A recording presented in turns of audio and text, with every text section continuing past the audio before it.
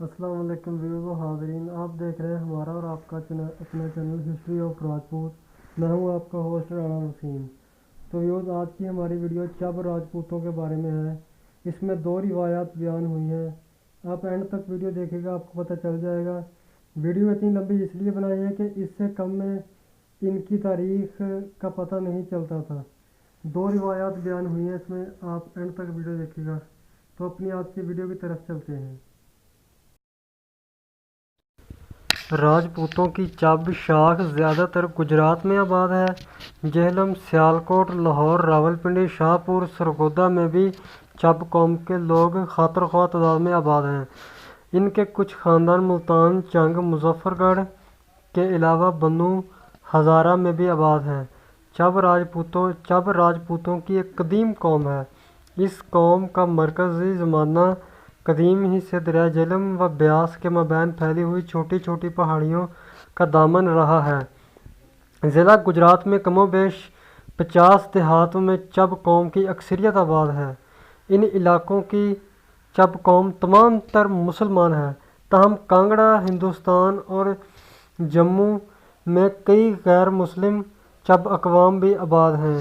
یہ لوگ اپنے جد امجد کا نام امیر چند بتاتے ہیں، جس نے کانگڑا ہندوستان کی کٹوچ نسل کے راجا کی بیٹی سے شادی کرنے کا اعزاز حاصل کیا تھا۔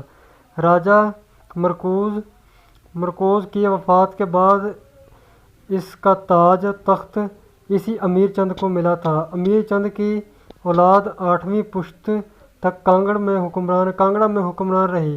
اس سلسلے کے آخری حکمران چب چند تھا، جو کہ امیر چند کی 8ویں پشت میں سے تھا۔ یوں چب چند کی اولاد چب کہلوائی۔ اس چب چند کا ایک بھائی ادے چند بھی تھا، جس نے چب چند کو معزول کرکے حکومت پر قبضہ کر لیا تھا۔ اپنے بھائی کی اس زیادتی پر چب چند خاموشی سے کانگڑا کے علاقے سے نقل مکانی کرکے بامبر آزاد کشمیر کے معوضہ موچل پور میں، جسے مغلوہ بھی کہا جاتا ہے، آباد ہو گیا۔ اس وقت بامبر کے علاقے میں راجا سری پتی نامی کی عملداری تھی۔ چب چند چونکہ شاہی خاندان کا ایک فرد تھا، لہذا راجا سری پت نے اس کی بڑی آؤ بھگت کی اور اسے اپنی بیٹی نکاح میں دے دی۔ راجا سری پت نے اپنی بیٹی کے ہمراہ ایک گراں قدر جاگیر بھی راجا چب چند کو دے دی، لیکن راجا چب چند اس جاگیر پر بھی قائم نہ ہوا اور اس نے راجا سری پت سے حکومت و اقتدار چھین لینے کا تہیہ کر لیا۔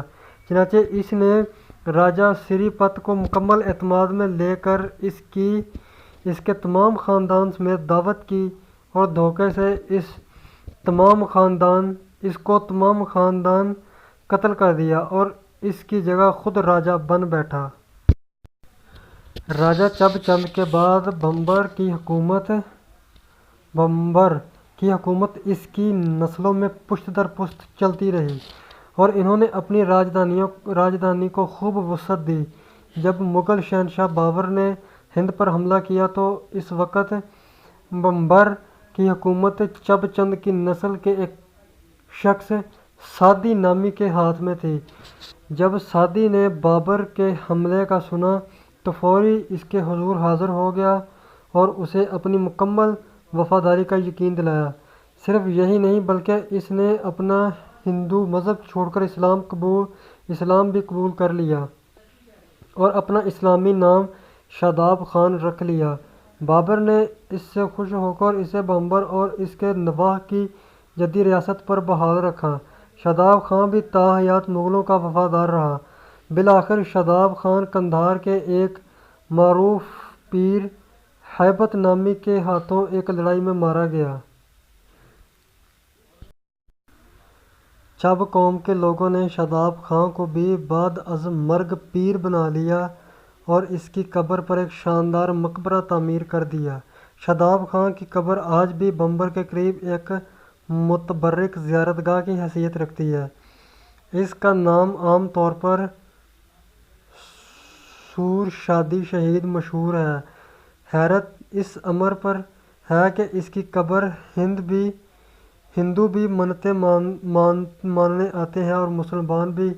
یہاں کی چب قوم میں مدتوں ہدیہ سے یہ رسم چلی آتی ہے کہ ان کے ہاں پیدا ہونے والے ہر بچے کے سر پر بال کی ایک چوٹی بنا دی جاتی ہے اور اس کے والدین مزار پر جا کر گو رسومات ادا کرنے کے لیے اس بچے کی چوٹی کاٹتے ہیں۔ یہ رسم ادا کیے بغیر کوئی بچہ چب نہیں بن سکتا۔ ماضی میں یہ رسم چب قوم میں ایسی ہی متبرک سمجھی جاتی تھی جیسے سکھوں میں پوہل لینے کی رسم ہے اور مسلمانوں میں ختنہ کرنے کی مذہبی رسم موجود ہے، تاہم اب اس رسم کو پہلے والے تقدس و تبرک کا درجہ حاصل نہیں۔ راجہ چب چند کا زمانہ 14ویں صدی عیسوی کے اوائل کا بیان کیا جاتا ہے۔ چبوں کے جد امجد چب چند کے متعلق متذکر بالا واقعات پنجاب چیف کے مصنف سر لیپل ایچ گریفن نے قلم بند کیے، تاہم راجپوت قوم کے متعلق دیگر کتب تواریخ میں چب چند کے حالات یوں بیان کیے گئے ہیں کہ چب چند کے والد بزرگوار کا نام نارائن چند جبکہ نارائن چند کے والد کا نام راجہ میگھ چند تھا۔ چب چند کے بھائیوں کے نام دھرو چند، امبو چند اور اجے چند تھے۔ ان تمام بھائیوں میں سب سے بڑا چب چند ہی تھا۔ نارائن چند چب چند کے والد کا تعلق کانگڑا کے شاہی خاندان سے تھا۔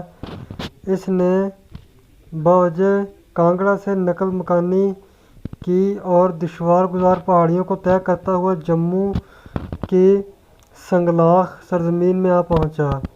کئی تاریخوں میں لکھا ہے کہ وہ شخص ہاؤس ملک گیری لے کر جموں میں آیا تھا۔ ہوا سے ملک گیری لے کر جموں میں آیا تھا۔ کئی کتب تواریخ میں اس بات کی نفی کرتی ہیں اور بتاتی ہیں کہ وہ انقلاب روزگار کے ہاتھوں تنگ آ کر ترک وطن پر کمر بستہ ہوا تھا۔ بہرصورت نارائن چند نے اپنے بھائیوں کے ہمراہ بمبر سے 4 میل مشرق کی جانب مواضع مغلوبہ میں سکونت اختیار کی۔ یہاں سکونت اختیار کرنے کے بعد نارائن چند نے اپنے ایک نوکر کو بامر مجبوری اپنے گھر کے زیورات وغیرہ دے کر بازار میں فروخت کرنے کے لیے روانہ کیا۔ ان زیورات کی مالیت چونکہ بے حد زیادہ تھی، اس لیے کسی بھی دکاندار نے انہیں خریدنے کی ہمت نہیں کی۔ چنانچہ اس امر کی اطلاع وہاں کے راجہ سری پت نامی کو ہوئی تو اس نے وہ تمام زیورات نقد رقم دے کر خرید لیا اور پھر اس خیال سے کہ زیورات کو فروخت کرنے والا یقیناً غیر معمولی لگتا ہے، اسے اپنا شاہی مہمان بنا لیا۔ راجہ سری پت کا تعلق راجپوتوں کی تھکیال قوم سے بتایا جاتا ہے جو اب بھی آزاد کشمیر میں آباد ہے۔ راجہ سری پت نے نارائن چند کی بڑی آؤ بھگت کی اور اس کی خاندانی وجاہت سے متاثر ہو کر اپنی اکلوتی بیٹی اس کے بڑے بیٹے چب چند سے بیاہ دی۔ راجہ سری پت کے ہاں چونکہ کوئی اولاد نرینہ نہ تھی، لہذا اس کی وفات پر اس کا داماد چب چند راجہ بن بیٹھا۔ اس پر تھکیال قوم کے شاہی خانوادوں نے بغاوت کر دی اور راجہ چب چند خوب جانتا تھا کہ وہ طاقت کے ذریعے تھکیالوں کی اس بغاوت کو فرد نہیں کر سکتا، لہذا اس نے صلح و صفائی کے بہانے راجہ سری پت کے تمام ورثاء و رشتہ داروں کی دعوت کی اور انہیں دھوکے سے قتل کروا دیا اور یوں وہاں کی حکومت مستحکم کر لی۔ ضلع گجرات میں چب قوم کے چیف فیملی چب آف پوتھی ہیں۔ یہ لوگ سکھا شاہی دور میں بھی بے حد اہمیت اور اثر و رسوخ کے حامل سمجھے جاتے تھے، حتیٰ کہ سکھوں کے سردار گوجر سنگھ بھنگی نے جب گجرات کا علاقہ گکھڑوں سے چھین کر اپنے کنٹرول میں لے لیا تھا تو اس وقت بھی چب قوم برابر ان کے خلاف برسر پیکار رہی اور سکھوں سے ٹکراتی رہی۔ اس قوم کے راجہ عمر خان اور اس کے بعد اس کے بیٹے امیر خان نے بے حد جواں مردی کے ساتھ سکھوں کا مقابلہ جاری رکھا، تاہم عمر خان کے فوت ہونے کے بعد چب قوم قدرے کمزور ہو گئی تھی۔ مہاراجہ رنجیت سنگھ نے بھی دیگر مسلمان اقوام کے برعکس چب قوم سے زیادہ چھیڑ چھاڑ نہ کی اور انہیں گو نہ گو مراعات سے نوازتا رہا۔ امیر خان چب سردار کے فوت ہونے کے بعد اس کے چھوٹے بھائی فضل داد خان اور اس کے بعد اس کی اولاد میں اس قوم کی سرداری کا سلسلہ مدتوں تک قائم و دائم رہا۔ سکھوں کے بعد انگریزوں کے دور میں بھی اس قوم کی اہمیت کو تسلیم کیا گیا اور انہیں ان کی جاگیروں پر بحال رکھا گیا۔ چب قوم کی ایک بڑی رئیس فیملی جہلم میں آباد ہے۔ اس فیملی کا دعویٰ ہے کہ وہ براہ راست راجہ شاداب خان یا شادی خان کی اولاد ہیں۔ وہی شادی خان جس نے مغل سلاطین کے دور میں نام پیدا کیا تھا اور جس کی ریاست میں بمبر سے نوشہرہ تک کے علاقے شامل تھے۔ شہنشاہ اکبر کے دور میں یہ شادی خان زندہ رہا اور اکبر اعظم نے اسے ناظم کشمیر بھی مقرر کیا تھا۔ اکبر اعظم کی طرف سے یہ قندھار تک کئی مہمات میں حصہ لیتا رہا جن کے صلہ میں اکبر اعظم نے اسے شہادتن کا خطاب عطا فرمایا تھا۔ سکھا شاہی دور میں اس قوم کا سردار راجہ سلطان خان نامی تھا۔ اس سلطان خان کے مہاراجہ رنجیت سنگھ سے بے حد دوستانہ مراسم تھے۔ کشمیر فتح کرنے کے لیے اس سلطان خان نے رنجیت سنگھ کی بہت زیادہ مدد کی تھی اور اسے ڈوگرہ جوانوں کی ایک گراں قدر تعداد بھیجی تھی۔ تاہم دھیان سنگھ اور گلاب سنگھ دل سے سلطان خان کے دشمن تھے اور اس کی ریاست کی وسعت اور اس کی بڑھتی ہوئی قوت کو اپنے لیے خطرہ سمجھتے تھے۔ انہی دونوں سکھ بھائیوں نے دھوکے سے راجہ سلطان خان کو دعوت کے بہانے جموں بلایا تھا اور جب وہ نماز پڑھ رہا تھا تو اسے قتل کروا دیا۔ عین ممکن ہے کہ راجہ سلطان خان کے قتل کی سازش میں بذات خود مہاراجہ رنجیت سنگھ بھی ساتھ ہو۔ تاہم بعد میں بظاہر وہ دھیان سنگھ اور گلاب سنگھ پر بے حد خفا ہوا اور سلطان خان کے بیٹے فیض طلب خان کو اس کی ریاست پر بحال رکھا۔ انگریزوں کے دور میں بھی اس خاندان کی اہمیت کو تسلیم کیا گیا اور انہیں گو نہ گو مراعات حکومت برطانیہ کی طرف سے حاصل رہی۔ چب قوم جموں و کشمیر کے علاوہ پونچھ کے علاقے میں خاطر خواہ تعداد میں آباد ہے۔ سکھوں کے دور میں دریگور مدلان تحصیل حویلی کا چب خاندان ممتاز حیثیت کا حامل تھا۔ دیگوار ملد یا لان تحصیل حویلی کا چب خاندان ممتاز حیثیت کا حامل تھا۔ اس خاندان کے سردار کا نام پیر بخش خان تھا۔ اس پیر بخش کے دور میں بھی پونچھ کے ایک حکمران راجہ میر باز خان نے چب خاندان کو زیر کرنے کے لیے اس کے ایک معزز خاتون کو زبردستی اپنے نکاح میں لے لیا تھا۔ یہ خاتون پیر بخش صاحب چب کی قریبی رشتہ دار تھی۔ چنانچہ پیر بخش خان چب نے راجہ میر باز خان کو قتل کر دیا تھا۔ میر باز خان چونکہ مہاراجہ رنجیت سنگھ کا منظور نظر سردار تھا لہذا اس نے غصے میں آ کر پیر بخش خان کو بے حد عبرت ناک سزا دی۔